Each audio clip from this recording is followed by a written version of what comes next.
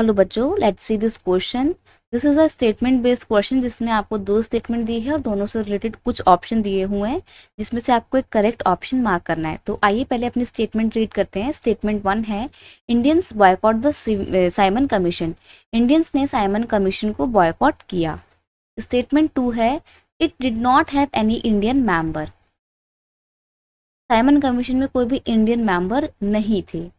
अब आते हैं हम अपने ऑप्शंस पे। Read the following statement and select the correct option. Both statement 1 and statement 2 are correct. Both statement 1 and statement 2 are incorrect. Next option है statement 1 is correct, statement 2 is incorrect.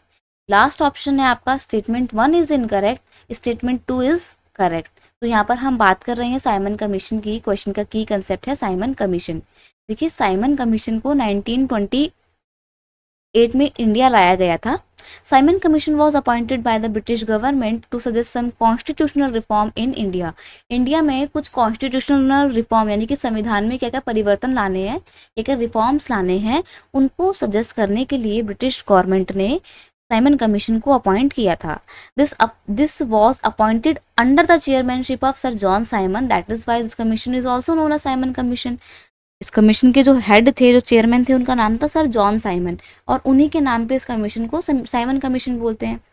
अब जो Simon commission था, इसका काम था constitutional reform को suggest करना और इसके लिए साइमन कमीशन अपॉइंट किया गया और साइमन कमीशन के 7 मेंबर को इंडिया भेजा गया। अब सबसे बड़ी प्रॉब्लम यहाँ पर ये आ रही थी कि साइमन कमीशन के सारे मेंबर कौन थे?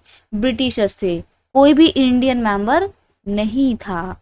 यही कारण था कि इंडियन साइमन कमीशन को अपोज कर रहे थे और साइमन कमीशन के अगेंस्ट थे और इन्होंने साइमन कमीशन को बॉयकॉट किया। तो Indians boycott Simon Commission, statement बिल्कुल सही है। नेक्स्ट है कि it did not have any Indian member, ये भी सही है क्योंकि सारे तो 7 मेंबर ब्रिटिश मेंबर थे, राइट। तो statement 1 and statement 2 both statements are correct.